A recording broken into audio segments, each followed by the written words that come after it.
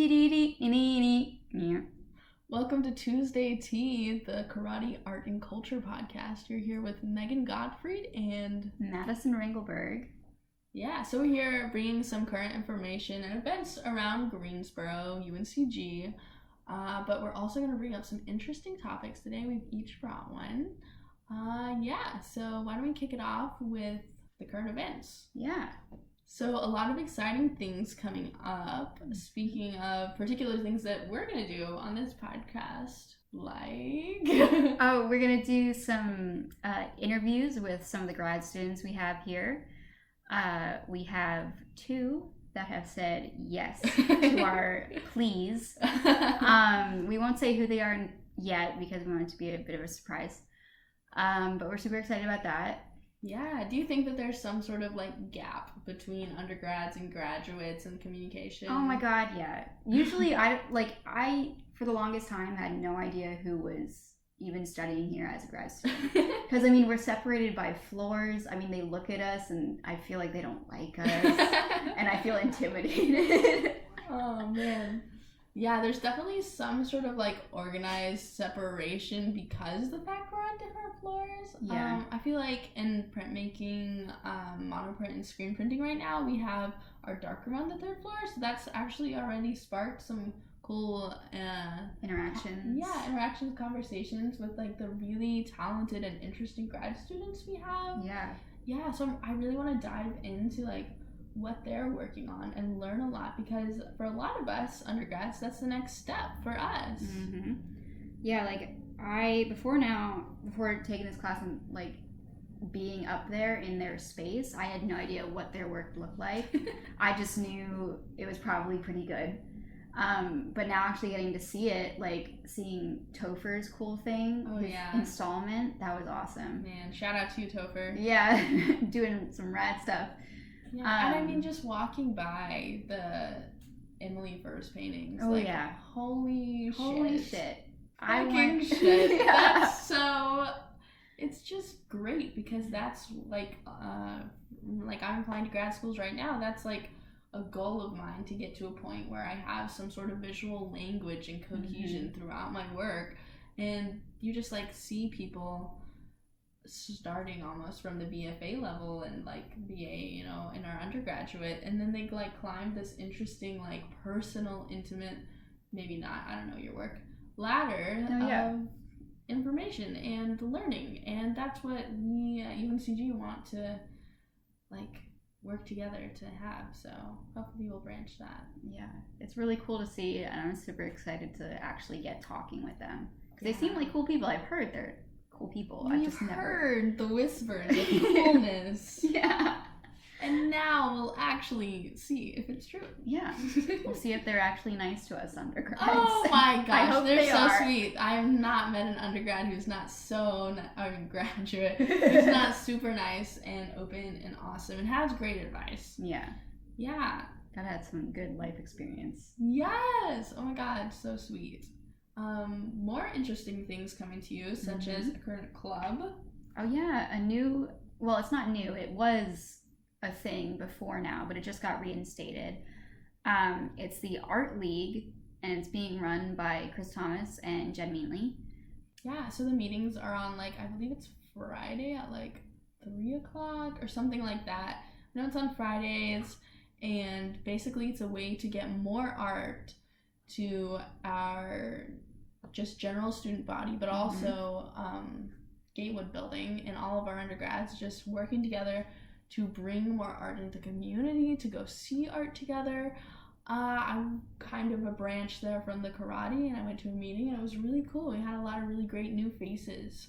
Yeah, I think that's super important to like get the art out of this building and onto, into the eyes of the general public. Yes. Because I know, like, all of us here, we appreciate it. Of course we do. Why else would we be paying to be here? But, like, other majors and other people on this campus have no idea what we're doing. Yeah. At all. And we don't know what they're doing. Yeah, exactly. Like, I have no idea what goes on in the other majors, What is history? Yeah. Who knows? Theater? I asked my sister about it, and I'm like, I don't know what the hell you're talking about.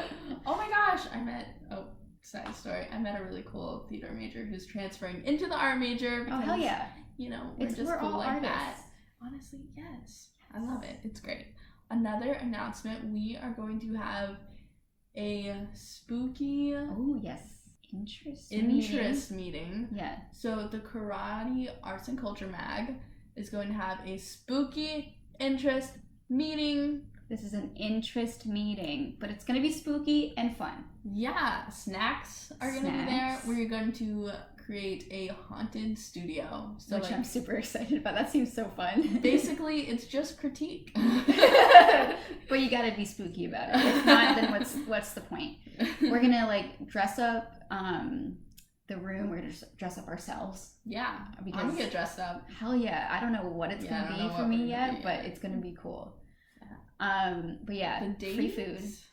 Yes, the dates. I think it's 25th.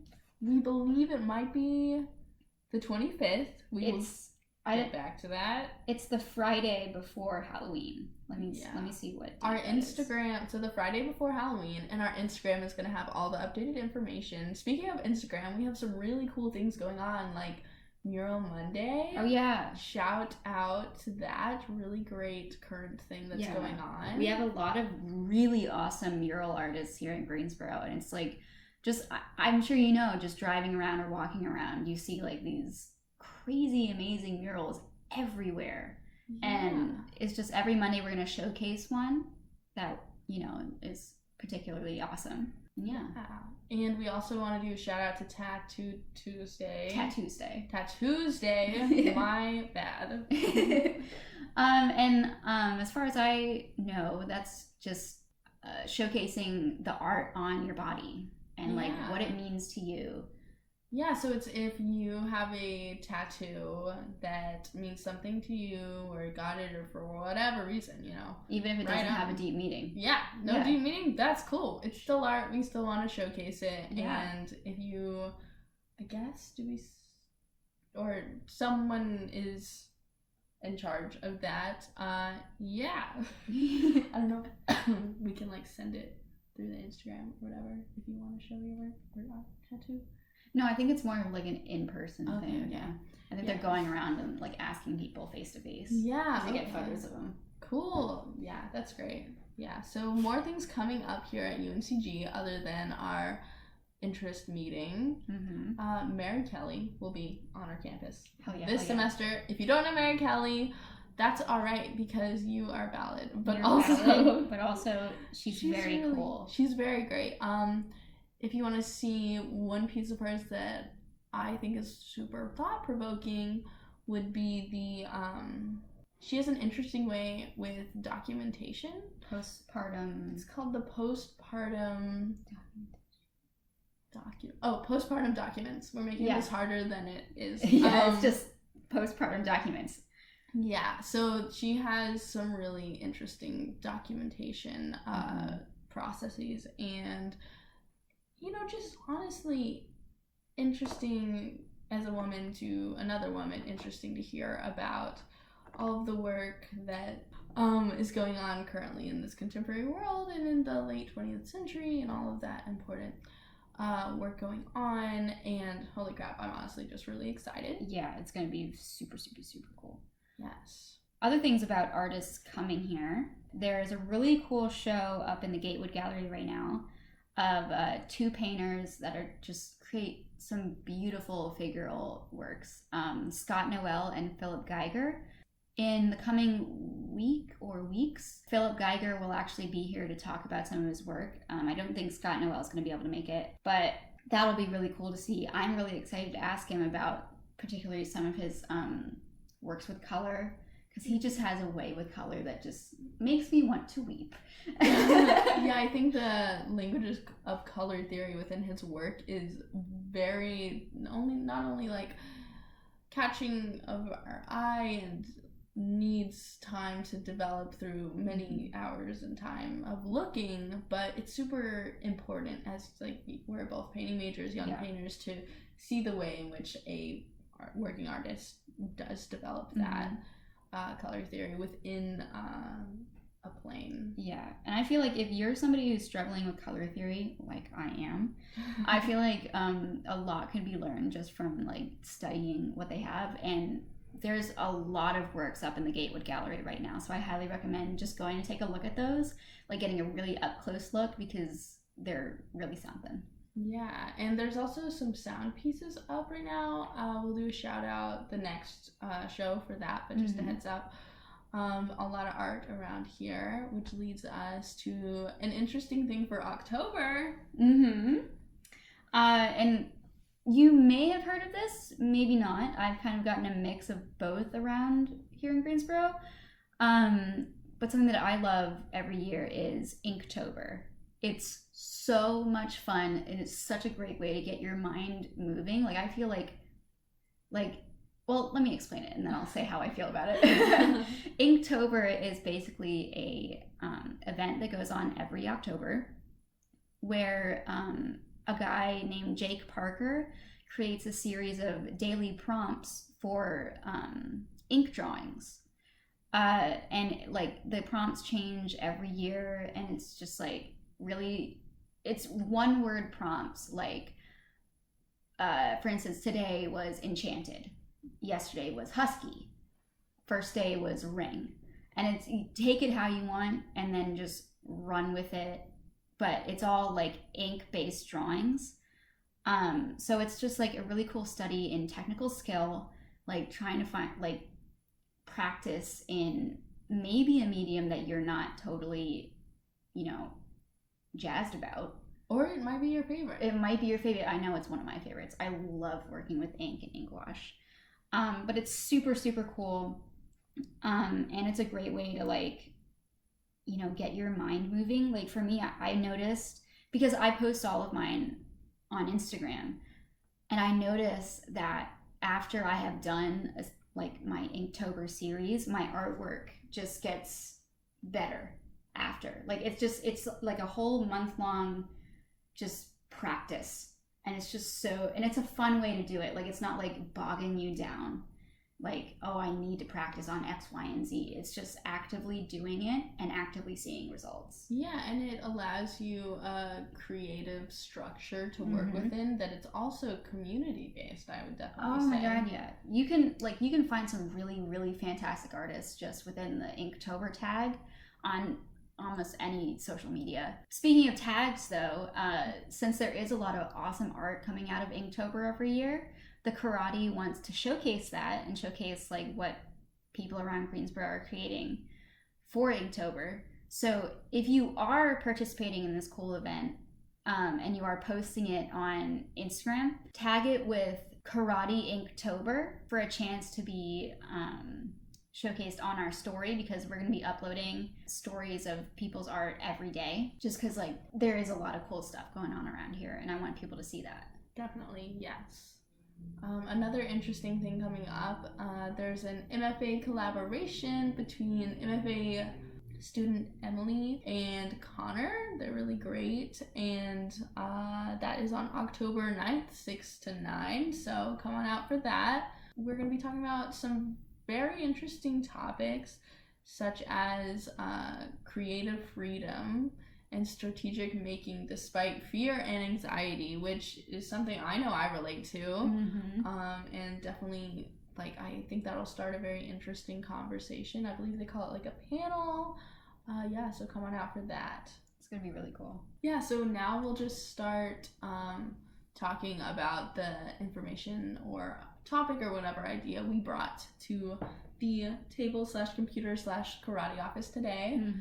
I probably want to go ahead, or do you want to go ahead and start, Madison? Well, actually, my topic was Inktober. Oh, yeah, great. So I just really want to bring that to light, just because it's something that I am super into. Yeah, you're currently practicing it, right? Yeah. Awesome. Today's was, like I said, enchanted, and I posted the screen print that I just did, tower. It's like an enchanted tower. Yeah, I don't know what tomorrow's is, but it's super cool. But also, I know that some people can get a little like, oh, what do I do with a one-word prompt? Like, there's so much I could do. It's kind of like the same feeling of looking at a blank piece of paper and like, oh, what the hell do I do?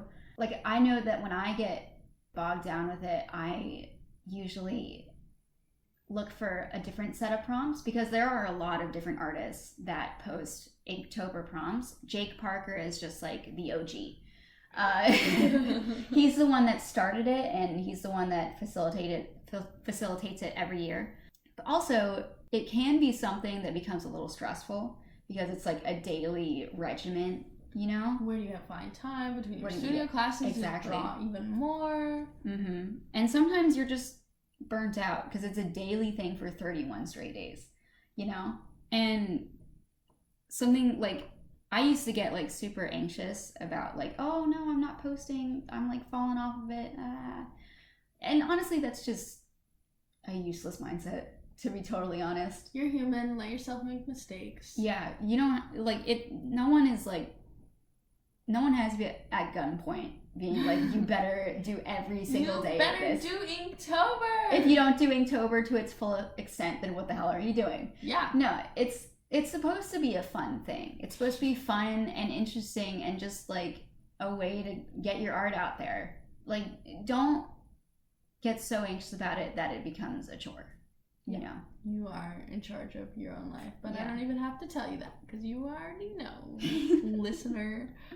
Cool. So I'll go ahead and bring up my topic, and I wanted to talk about something I just learned about, which is crazy because being a professor kind of seems, or I guess I should say associate or assistant professor, seems inevitable for me because I love teaching. I always wanted to teach. It's just something that is a part of my practice as well. But so apparently they're not just professors. There are associates and assistant professors, and then there's professor, and then after tenure you can be like a particular like actual professor. Yeah, so you don't like come right into the job being a professor. No, yeah, that is a false statement. Yeah. Mind-blowing to me because I just thought it was like I thought it was 2 steps, adjunct and then professor. Yeah, me too. Apparently there's so much more, and apparently with tenure you either get tenure or you're fired. Yeah, you don't work here anymore.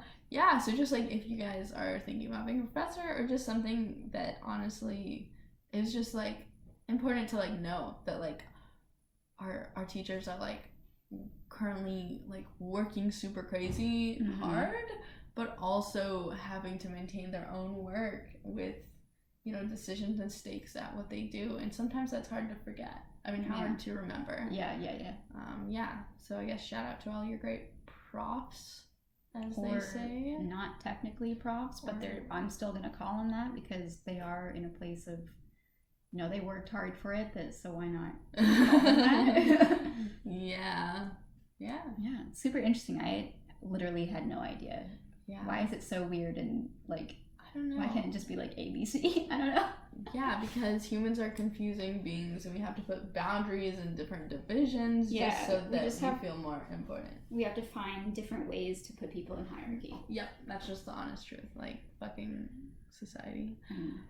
So that's the God's honest truth. That's the Tuesday tea. That is the Tuesday tea. Yeah. I can't believe we actually spilled it today. Yeah, we did. Holy crap. Man, I've already cursed on here. Yeah, we'll just gotta bleep it out anyway. We're adults. We are adults. We're all mature. We know how to handle a little, you know. I feel like though if we have to like say that we're adults or mature, maybe we're not. But that's just something to contemplate. That is something. Yeah, exactly. Oh, well, thanks so much for listening, and make sure you look out for all those current events and different things going on. Oh, one more thing. Nick Cave did come to UNCG. Oh my God, he did. There was a conversation. He was like 3 meters away from me. Oh, shit. That's like meters, man. That's an interesting way. He like walked out on the stage, and I was like, right? He was wearing like a fancy, awesome shirt. Oh my God. It had fashion. Leather, mesh. It was the whole 9 yards. Yeah, but so just wanted to talk about that work a little bit, maybe just to touch on like what an awesome opportunity it was that we both got to see him speak, watch one of his videos. One topic of interest though that does come to mind when I do think about Nick Cave would be the how comfortable those costumes are on the person. Yeah, they look super uncomfortable. Yeah, I don't know. I just have to think about that because the meaning and placement and all of these different things intact and the way of recording and really how well done it is so important in the whole accumulation of the work. Right. But also the loss of this humanness within the dancer, maker, whatever. Exactly. But it's also like the whole point of it, from what I gleaned, was putting this suit on is the whole aspect of finding a spot and finding yourself. Really? Like, well, for instance, like in what we watched while we were there, it was like this thing of stripping yourself down and building yourself back up again. Interesting. And like just how you mentioned, like it seems really uncomfortable to wear them. Seems like a weird like juxtaposition between meaning and form. Definitely. Yeah, I think that is definitely totally what he's about. I just have to question about what is how comfortable these people are, and how should that play a part into the work itself, and does that compromise the meaning at all? Yeah. But yeah, it was super awesome. It was great. Yeah, he answered like audience questions, and I was like, I had a question. I can't remember it now. It was how, like, what level of like choreography goes into a sound suit performance? Yeah. Or is it just like make sure that thing makes sound? You know?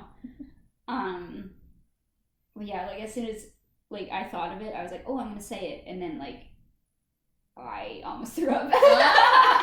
And there was really no time. It was very short. It was like, quick. No, UNCG could not pay for much longer. Yeah. To be honest. But if you do get a chance, I believe there is one of his pieces in Gatewood. I actually had the privilege and opportunity. In the Weatherspoon. Sorry, don't know why I said.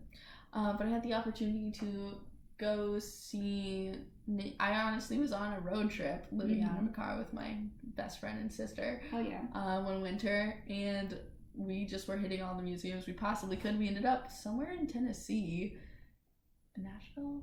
I think it was the Nashville Museum of Art.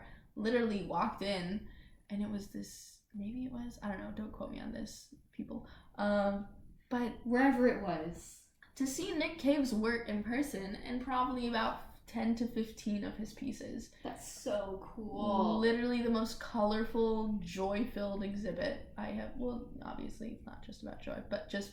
It is joyful to look at. Yeah, colorful, bright color sculptures. It's just pieces. He makes some great work. Like, we watched an introductory video in class, and I'm going to be honest, it almost brought me to tears. And one thing to keep in mind is that he does have a whole group of, I guess, artists working for him as well, helping him build the costumes, sculptures, wearable sculptures, whatever you like to call them. Yeah. But also, he did mention, like, because I always find that interesting when artists, like, use other work, like, other people to help them work on their pieces of art. He did say that he's always the one to make the prototype. He makes them all by hand. Definitely. Which I found very good. Yeah. Yeah. Just awesome. And obviously his like heart is in every piece. But thanks for listening to the Tuesday Tea. Episode 3. Yeah, episode 3, Tuesday Tea with Megan and Madison.